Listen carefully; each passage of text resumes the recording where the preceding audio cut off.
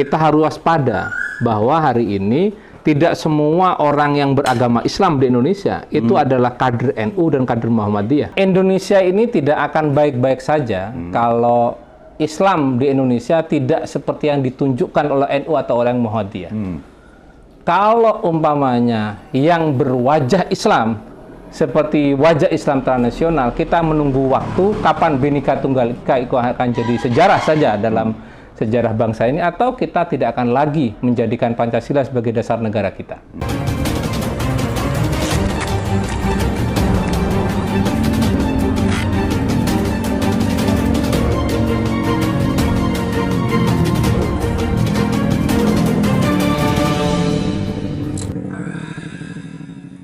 Assalamualaikum warahmatullahi wabarakatuh. Berjumpa dengan saya Elman Haris di acara Tanah Sana Pemirsa. Hari ini saya kebetulan ketemu dan ada acara merawat sahabat di Kabupaten Bangkalan. Kebetulan Pak Doktor ini ada acara di Kabupaten Bangkalan, menyempatkan diri untuk ketemu dengan sahabat-sahabatnya di Kabupaten Bangkalan. Tapi makanya saya, karena ini dokter, saya bukan, saya memanfaatkan waktu untuk sedikit berdiskusi dan di-share kepada subscribernya Sandasan. Assalamualaikum Pak Dokter. Waalaikumsalam warahmatullahi Alhamdulillah Pak Dokter. wabarakatuh. tidak harus ke Surabaya, saya ketemu di sini ya. Karena transformasi ilmu itu tidak harus tidak harus kemana-mana. Kalau emang di sini bisa, kenapa saya harus ke Bondowoso kan gitu Pak Dokter? Betul Pak Aliman. Pak Dokter, saya kemarin sempat membaca di tulisannya Pak Dokter di Times Indonesia ya, yang Pak Dokter merefleksikan dialog antara dua tokoh NU, antara Pak Kiai Zulfa dan dari Kiai Mukti ya. Abdul Mukti. Ya, Prof Abdul Mukti. Prof Abdul Mukti ini sangat menarik sekali. Apa namanya? Untaian kata yang disusun oleh Pak Dokter, sehingga memang saya tertarik dan menarik untuk lebih mendalami sebetulnya apa yang ada dalam pikirnya Pak Dokter dari kedua tokoh organisasi besar di Indonesia itu, Pak Dokter. Baik, saya kira kita tidak harus fokus ke tokohnya. Meskipun itu bolehlah sebagai starting point kita diskusikan NU dan Muhammadiyah, kita bisa diajak untuk melakukan personifikasi kepada dua tokoh itu ya, Kiai Zulfa Mustafa dan Prof Abdul Mukti. Yang satu itu orang yang alim, alama, sedangkan satunya seorang akademisi lulusan luar negeri. Namun dua-duanya hari ini mewakili PBNU dan PP Muhammadiyah, dan dua-duanya memiliki track record, memiliki rekam jejak sebagai seorang akademisi, Prof Abdul Mukti, dan seorang ulama, Kiai Zulfa Mustafa, yang memiliki integritas yang sangat tinggi. Dua-duanya sangat sederhana, dua-duanya juga sangat pandai menghargai perbedaan, dan itu bisa dilihat bagaimana dengan dialog dua tokoh ini di depan mahasiswa Universitas Muhammadiyah Solo yang dipandu oleh Najwa Shihab itu dapat berhasil membuat audiens, baik yang datang secara langsung maupun audiens yang melihat di video yang viral itu, bahwa kedua tokoh ini sangat lekat. Bukan hanya dekat, tapi lekat. Lekat gitu ya? Lekat. Dan seolah tidak ada apa perbedaan di situ. Tidak ada perbedaan. Yang ada bahwa mereka itu saling menghargai perbedaan dan menempatkan bahwa ada misi besar yang harus diemban bersama. Dan itu yang akhirnya meredupkan atau bahkan membunuh ego dari perbedaan yang mereka miliki, dan itu luar biasa. Dan itu Pak Dokter melihat ada dari kedua sosok tokoh ini justru apa namanya Muhammadiyah dan NU yang selama ini dipersonifikasi sebagai kelompok yang berhadap-hadapan ya secara akidah dan amaliyah keagamaan, tapi dalam konteks dialog yang dipandu oleh Najwa Shihab itu justru tidak melihat itu semua. Iya, saya kira kalau akidah NU dengan Muhammadiyah tidak memiliki perbedaan yang tajam ya. Yang beda mungkin hanya di furu'iyah yang itu berkaitan dengan ibadah. Mungkin orang NU itu pakai kunut, sedangkan orang Muhammadiyah memilih tidak pakai kunut. Meskipun hari ini kita harus syukuri, dan ini sering saya jadikan bahan guyonan, Kenapa? Karena kader NU dan kader Muhammadiyah sudah tidak pernah berdebat tentang kunut. Karena memang kader Muhammadiyah banyak yang berkunut sekarang kayaknya. Bukan itu yang saya temukan. Gimana? Jadi kader NU yang di PMII dan kader Muhammadiyah yang di MM itu sama-sama nggak sholat subuh Pak Liman. Jadi nggak ada. Jadi tidak memperdebatkan kunut ya? Sudah tidak ada perdebatan kunut. Ini sering saya sampaikan di kelas Pak Liman. Yang di kelas saya itu ada kader NU dan ada kader Muhammadiyah. Mereka senang dengan guyonan seperti itu. Artinya bahasa yang saya pilih mereka nggak sholat subuh itu tidak akan mempidanakan saya begitu. Iya. Karena mereka tahu ini guyonan yang akan melekatkan lah NU dan Muhammadiyah itu. Ini luar biasa. Kalau Pak Dokter ini mencari narasi dan istilah sangat luar biasa. Sebetulnya perdebatan kunut dan tidak itu tidak lagi dijadikan sebuah persoalan. Karena Tidak ada sama sekali. Tidak sholat subuhnya. Saya guyonnya begitu. Oke. Padahal ya karena kader NU yang sebenarnya kader PMI atau kader IMM itu sudah tidak melihat bahwa persoalan kunut itu akan menjadi persoalan yang diperdebatkan bahkan menjadi alasan bertengkar. Pertengkaran. Masa bapak saya mungkin akan bertengkar itu. Masa Artinya orang tua kita ini tengkar. sudah tidak lagi menjadi potensi perpecahan bangsa gitu ya? Tidak. Karena sama-sama tahu lah bahwa kader NU atau kader Muhammadiyah itu sama-sama tahu lah. Yang kunut ya Imam Syafi'i, yang tidak kunut ya imam yang lain begitu, sehingga mereka tahu lah dasarnya seperti Pak apa. Dokter, ketika melihat kedua tokoh simbol organisasi besar di Indonesia Islam ya, organisasi Islam besar di Indonesia Muhammadiyah dan NU, apa Pak Dokter bisa mengatakan ini menjamin bahwa persoalan-persoalan keagamaan di Indonesia ini sudah selesai dan tidak perlu lagi untuk dikhawatirkan untuk menjadi tidak perpecahan? bisa. Harus khawatir. Oh, begitu? Harus khawatir. Boleh kita berharap besar kepada NU dan Muhammadiyah karena memang dalam konteks merawat Indonesia, NU dan Muhammadiyah itu memiliki kontribusi yang tidak bisa dihapus dalam untayan sejarah kita. Artinya bahwa NU dan Muhammadiyah tidak mungkin berkhianat kepada NKRI. Kenapa? Karena NU dan Muhammadiyah lah yang melahirkan NKRI ini, bahwa kemerdekaan itu diperjuangkan oleh dua organisasi terbesar di Indonesia ini. Namun di saat yang sama kita harus waspada bahwa hari ini tidak semua orang yang beragama Islam di Indonesia itu adalah kader NU dan kader Muhammadiyah. Catatannya tidak semua yang menjadi warga negara Indonesia beragama Islam Indonesia itu kader NU dan kader Muhammadiyah. Betul.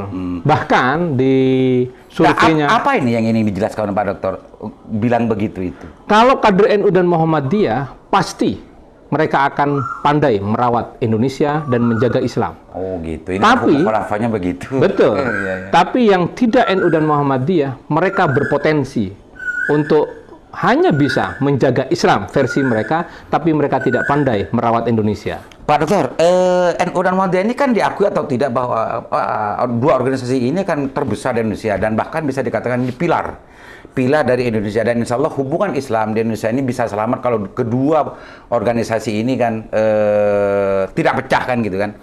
Tapi di sisi lain Pak Dokter masih ada sebuah kekhawatiran tentang masalah karena tidak seluruh orang Indonesia itu menjadi kader NU dan Muhammadiyah. Apa sebetulnya yang ada dalam pikirannya Pak Dokter tentang Islam yang di luar kader dari luar kader kedua organisasi besar ini? Ada Islam transnasional. Yang itu sejak tahun 80-an, tahun 90-an semakin menguat. Dan akhirnya menjadi ledakan luar biasa ketika Orde Baru harus tumbang dan mereka yang awalnya bergerak di wilayah Laten itu mulai manifest Pak Liman. Berani ke permukaan, berani mendeklarasikan, lalu tiba-tiba mereka menjadi kekuatan yang luar biasa karena sejak tahun 80-90-an mereka sudah masuk ke kampus-kampus. Islam transnasional, Islam yang tidak sama sekali mereka itu bersentuhan dengan Indonesia. Kalau memakai istilahnya subscribernya Sandasan, Islam yang bukan NU dan Muhammadiyah ya. Kira-kira begitulah. Kira-kira begitu. Ya. Ada Hizbut Tahrir yang memang sejak awal didirikan adalah untuk melakukan internasionalisasi ideologi khilafah. Ya. Nah, internalisasi ideologi khilafah itu akhirnya berbenturan dengan keindonesiaan kita. Yang sebenarnya keindonesiaan kita itu sudah disepakati oleh kader NU dan kader Muhammadiyah, disepakati oleh founding father bangsa ini, dan disepakati oleh para muasisnya NU dan Muhammadiyah. Ya. Nah, di sini deh sebetulnya muncul pertanyaan lagi Pak Dokter. Munculnya Islam transnasional sebagaimana yang Pak Dokter katakan, dan di sini sebetulnya yang menjadi habitat dari Islam Indonesia adalah NU dan Muhammadiyah. ada banyak orang yang menganggap bahwa justru NU lah yang paling kenceng dan paling keras menentang dan juga memerangi transformasinya Islam transnasional itu, sehingga menimbulkan serangan balik, ada Islamfobia di Indonesia. Oh tidak, Muhammadiyah juga sangat terganggu dengan Islam transnasional. Ya, ya. Selain NU ya, karena memang harus diakui banyak kader Muhammadiyah yang pindah rumah. Kader Muhammadiyah yang akhirnya tersusupi, mereka terpapar dan menjadi bagian dari kekuatan Islam transnasional itu. Dan kalau umpamanya melihat atau merujuk dari hasil surveinya Denny JA tahun 2019, itu jumlah kader Muhammadiyah semakin banyak yang pindah. Yang hijrah ya? Yang hijrah kepada kelompok Islam transnasional itu, dan itu menjadikan Muhammadiyah sangat terganggu. Memang reaksinya NU dan Muhammadiyah berbeda. Kalau orang Muhammadiyah tidak akan melakukan reaksi seperti kiai-kiai NU. Ya. Anda bisa lihat bagaimana para kiai NU itu ketika NU diserang atau akidah atau cara beribadah orang NU diserang oleh kelompok Islam transnasional, apa yang dilakukan? Mereka berani melakukan perlawanan secara face to face. Kalau orang Muhammadiyah tidak seperti itu. Meskipun mereka melakukan perlawanan. Beda jihad ya? Beda, gayanya beda. Nah, dalam konteks itu kita sama-sama bisa mengerti dan bisa memahami terkait dengan urusan pilihan gerakan untuk bagaimana menghadapi bahaya laten transnasional itu. Tapi sekarang ini muncul akhir-akhir ini gini Pak Dokter, ada muncul banyak kelompok-kelompok kecil yang justru dengan bebasnya itu menghina simbol-simbol Islam, Nabi Muhammad,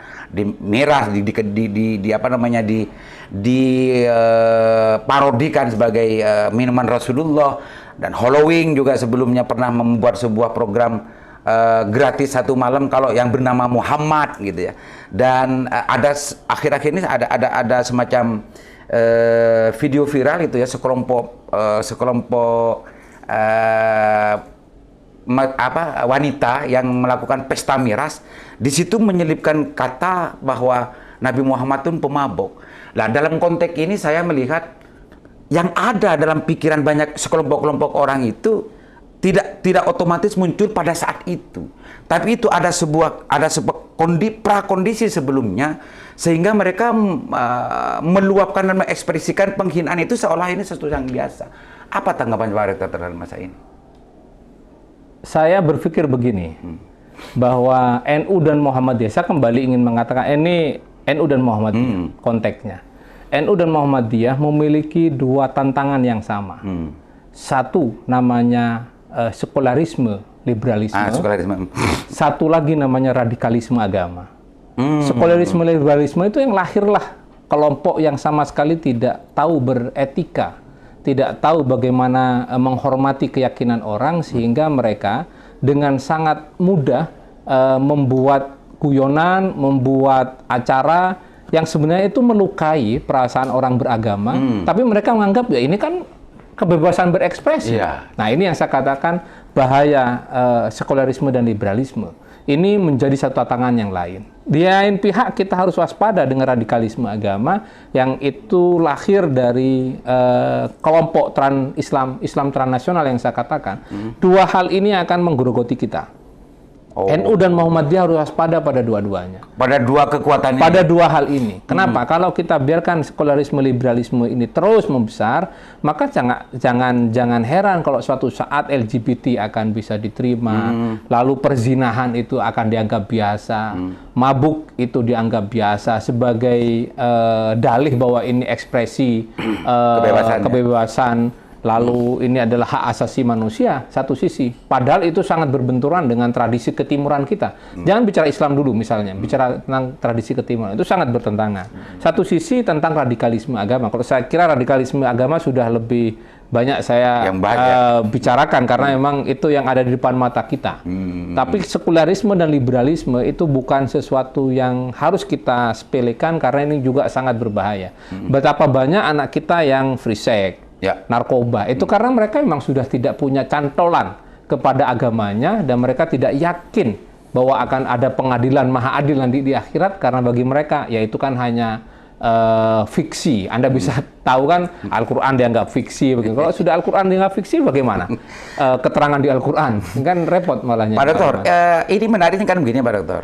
Ada keterbelahan kelompok yang menilai bahwa kelompok, saya tidak melihat Muhammadiyah, tapi yang sering di labeling itu adalah sebagai organisasi penggerak liberalisme itu NU. Ada sebagian kelompok yang bilang semacam itu ketika ada dialog di medsos dan semacamnya, itu NU itu. Ketika ada warga NU yang dekat dengan orang-orang non Muslim dan justru ada di gereja dan lain semacamnya, itu NU. Nah, simbol NU ini justru yang dijadikan label oleh kelompok yang lain, sebagaimana yang dikhawatirkan Pak Dokter, kelompok radikalis liberal ini. Apa tanggapan Pak Dokter? Begini, orang itu kan salah memahami liberalisme itu. Salah memahami sekulerisme. JIL misalnya, Jaringan Islam Liberal, miliknya Mas Ulil yang dulu sangat saya santrinya dulu, ya, awalnya sangat banyak dikagumi anak muda, tapi juga sangat banyak direaksi negatif oleh para kiai sepuh, misalnya pada waktu itu dianggap bagian dari liberalisme. Padahal itu cara berpikir liberal, yang sebenarnya kalau saya lihat cara berpikirnya Mas Ulil, itu kan kebebasan mereka untuk mencarikan format fikih yang sebenarnya dalam konteks keislaman itu biasa. Dan tidak biasa bagi kita, umat Islam di Indonesia yang sudah punya format fikih yang sudah jelas. Misal begitu. Dan itu tidak ada ancaman sampai akan keluar dari Islam toh. Salah alamat berarti mereka yang menganggap. Salah alamat jauh. Dianggap... Dan begini tahapannya. Kalau dulu mungkin kader Muhammadiyah yang dianggap modern ya. Kalau Muhammadiyah dulu bahasanya modern.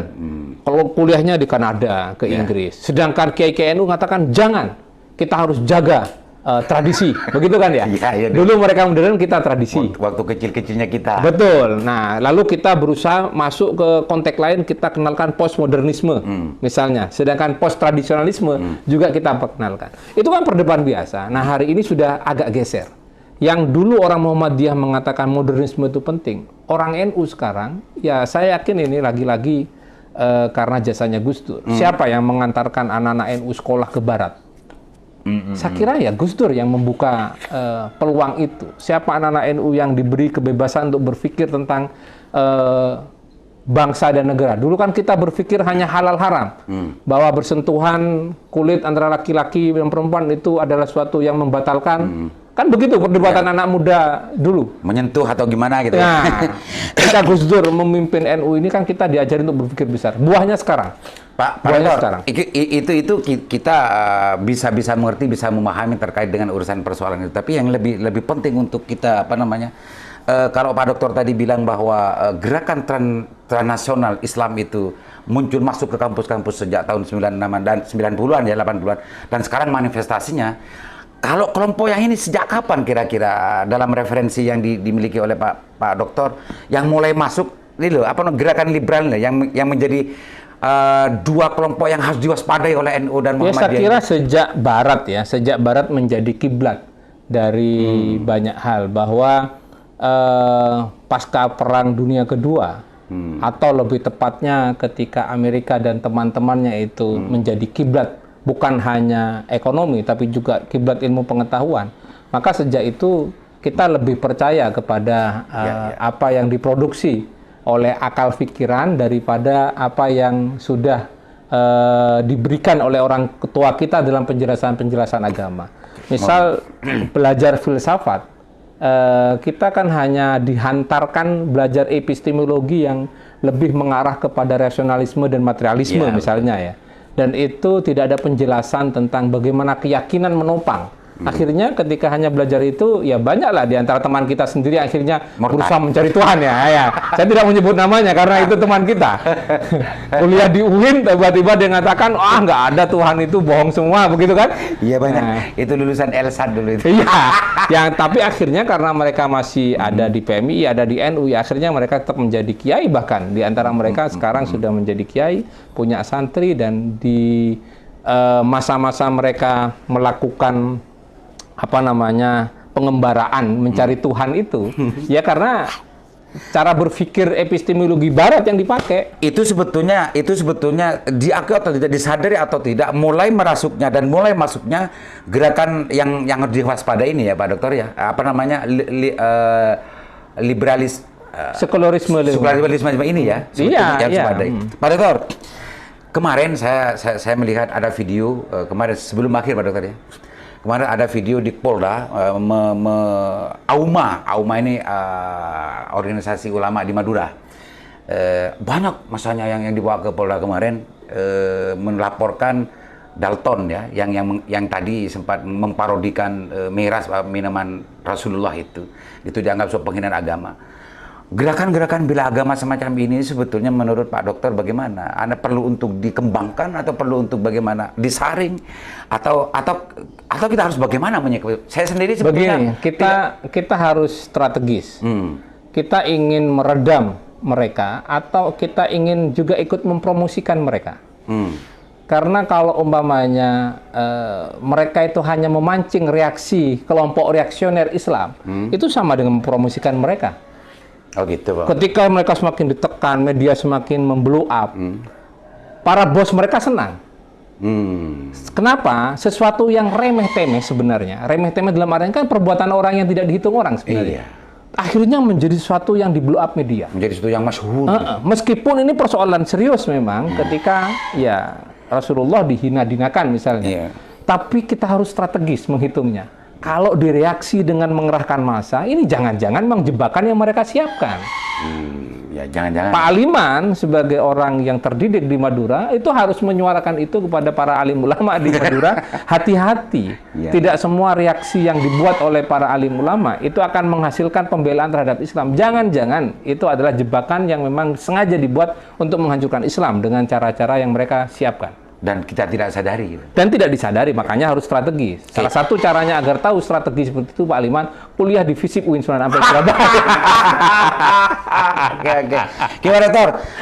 Kalau cerita terkait dengan urusan apa yang kita bahas, baik NU dan Muhammadiyah yang menjadi pilar bangsa Indonesia dan juga munculnya banyak beragam, baik di aliran apa namanya kelompok-kelompok transnasional dan sekularisme liberal itu.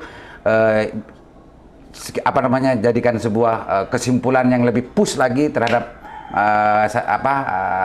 Sapi Bersandasan dengan bahasa yang ringan-ringan saja Pak Dokter, disimpulkan sebagai closing statement Pak Dokter. Ya, Indonesia ini tidak akan baik-baik saja kalau Islam di Indonesia tidak seperti yang ditunjukkan oleh NU atau oleh Muhammadiyah. Kalau umpamanya yang berwajah Islam seperti wajah Islam transnasional, kita menunggu waktu kapan Bhinneka Tunggal Ika itu akan jadi sejarah saja dalam sejarah bangsa ini, atau kita tidak akan lagi menjadikan Pancasila sebagai dasar negara kita. Karena hanya dengan merawat Indonesia, maka hanya dengan merawat Islam yang benar, Indonesia ini akan bisa terjaga.